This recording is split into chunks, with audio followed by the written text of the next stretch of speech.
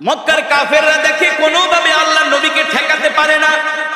শেষ পর্যন্ত তারা খাত্তাবের ছেলে ওমরের বাড়িতে গেছে বিশাল বাহিনী নিয়ে।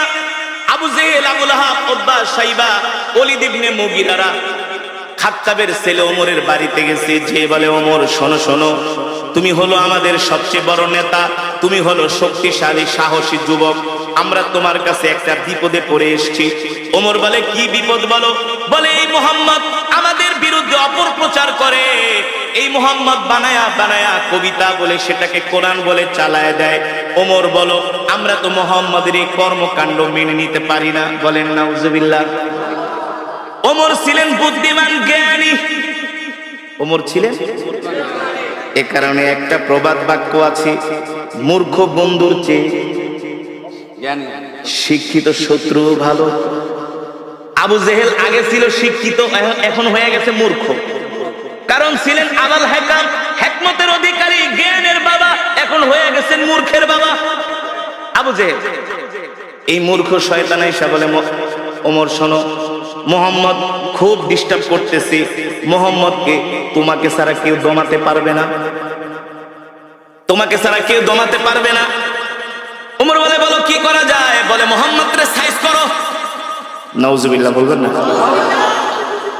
আরে আল্লাহর নবীকে সাইজ করবে পৃথিবীতে এমন কারো ক্ষমতা আছে নাকি? শক্তি আছে নাকি? এই কোরআন তো কারো বানানো কোরআন না, এই কোরআন তো আল্লাহর জবানের কালাম।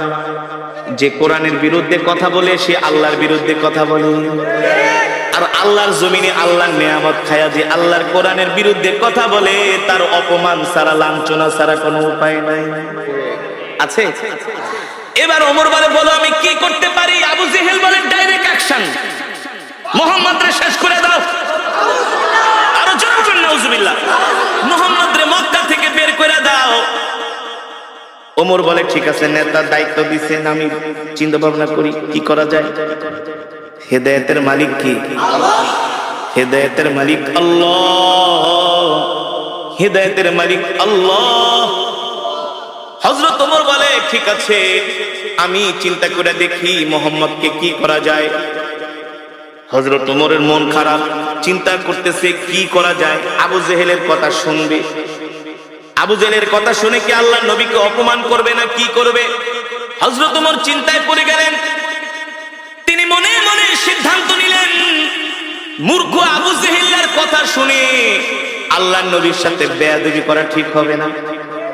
তিনি শিক্ষিত মানুষ, মনে মনে ভাবতেছে, একটা কাজ করি, আগে যাই আমি নিজের চোখে মুহাম্মদকে একটু অবজারভেশন করি, আমি নিজে যে একটু মুহাম্মদকে দেখি, গতিবিধি লক্ষ্য করি, তার সাথে কথা বলি। কারণ একটা মানুষকে শুধু শুধু না যায় না সে না, তার গায়ে হাত দেওয়া, তাকে অপমান করা, এটা মূর্খতা ছাড়া আর কিছুই না। ঠিক কিনা বলে? দেখবেন মূর্খ মানুষ যদি শোনে চিলে কান নিয়ে গেছে, কানের দিকে না তাকায় চিলের পিছনে দৌড়ায়। এমন কিছু স্বভাবের মানুষ সমাজে আছে কি আছে না? ঠিক মক্কার কিছু মূর্খ মানুষরা এই স্বভাবের ছিল। ওমর ছিলেন বুদ্ধিমান, বলে, না না না, আবু জেহেলের কথায় কান দেওয়া যাবে না। আগে আমি মুহাম্মদকে যে নিজের চোখে দেখি, তার সাথে কথা বলি, তারপরে দেখি কি করা যায়। আল্লাহর নবী বাইতুল্লাহ নামাজ পড়তেছেন।